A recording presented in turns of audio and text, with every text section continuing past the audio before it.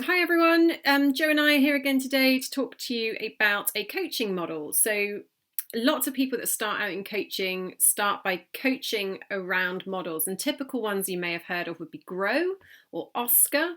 We're going to talk to you today about a model called Clear, which is just another framework for structuring your coaching conversation. So it's an acronym, so CLEAR, and the first letter stands for contracting. So when you're having a coaching conversation with somebody, this might be a client, it may be somebody in your team, or somebody that you're giving some support to, the first thing you would do is explore, well, what is this conversation about? What are the outcomes that you're hoping to get from our conversation? So questions that you might ask them would be, what is it that you'd like to explore in our coaching together? And also some stuff around how can you as the coach help to get the best from that person. So a question might be, how do you need me to be with you in order for me to support you and get the best from you? So it's really about starting with the end in mind, being clear on what the outcomes that you want to get from this relationship and the coaching that you're going to be doing together, and making sure that both of you are feeling comfortable and clear about what is about to take place. Anything to add, Joe? Yeah, I think that's a good explanation. So that's the first of the five different elements. The second one, the L, stands for listening. So this is about using your active listening skills to encourage the other person to develop their understanding of what it is that they're working on, and helping them really to develop their personal insight into the situation. So some questions that you could use here would include, the connection I'm making between what you have said is this. What connections are you making? You might ask them if you can summarize what you've heard so far. So to help them to listen back to what they've said, so that they can then start to make those connections and develop some further understanding.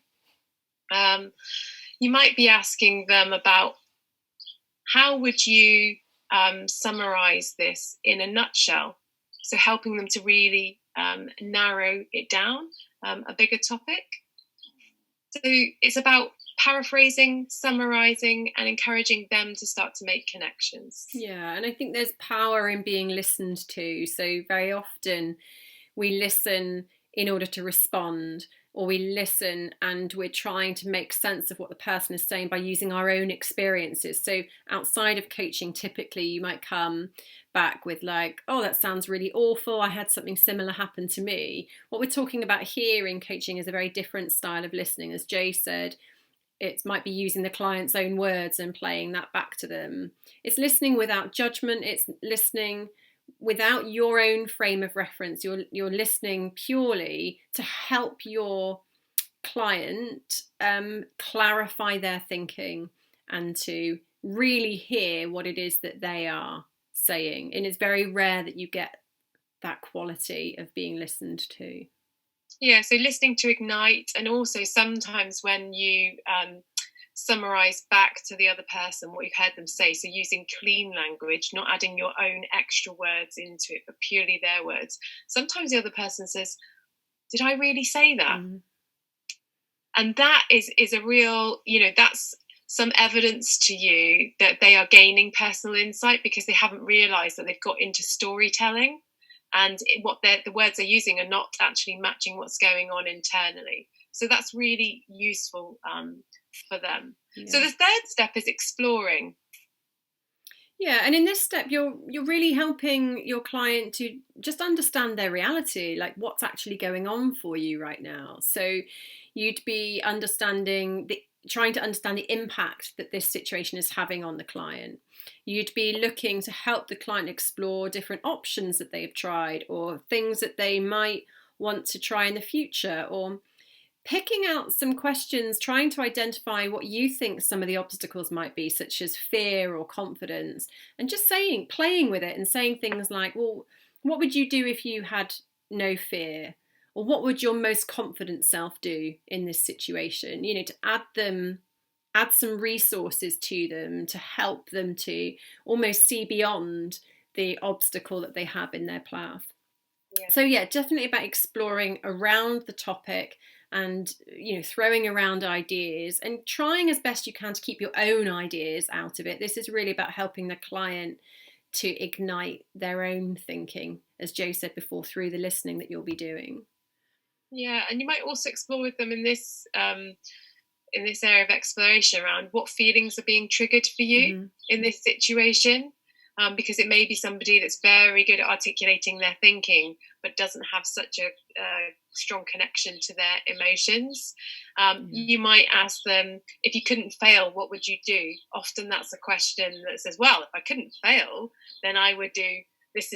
I'd have this conversation, for example. And what is the wildest option? So it's trying to encourage somebody to step out of their kind of fixed version of the options that are available and really do a much more thorough exploration, almost taking off those limiting beliefs that they might have or the lens they have on the situation. And part of this requires a skill set of you being in the mindset of exploring, bringing that energy that is required, the confidence, the lightness of touch, to those questions to explore it. Yeah. So once you've done a thorough exploration, we then move into the fourth step, which is action. So this is supporting the other person to move or to commit to moving forward and taking the next step. So you would really start with the basics, which is what is the next step that you are going to, that you're going to commit to. So if we refer back to a previous video we've done around the gap, in order to bridge that gap to get to your ideal future state, what are you prepared to commit to as that first next step? And this is also about breaking things down into bite-sized chunks. We might also create a space here to maybe even start to do some role play, to start practicing this. And also we might test out around things like how might the person sabotage themselves? So what do they need? Testing out how committed that person is, for example, on a scale of 0 to 10. Yeah, and I'll often start this phase of a conversation by asking, what is it that you're taking away so far? So almost helping the client to wrap up, because you've done quite a lot so far. You've worked out what it is you're working on. You've been listening intently. You've been exploring around the topic, throwing options around. So just giving the client a moment to pause and really think about what is it that they're taking away so far.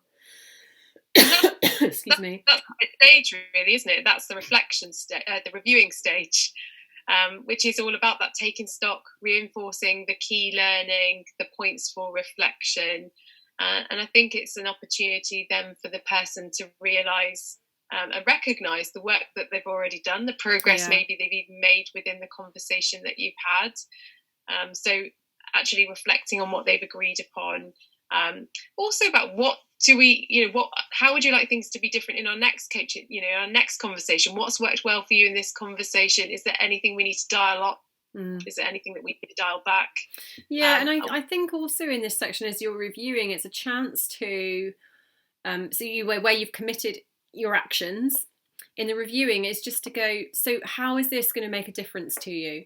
Because clients set actions with the best of intentions, and obviously when you walk out of your coaching session, life starts to happen and get in the way. So by really reaffirming, okay, if you do this action, if you leave the session now and you go away and you do this action, what difference will it make?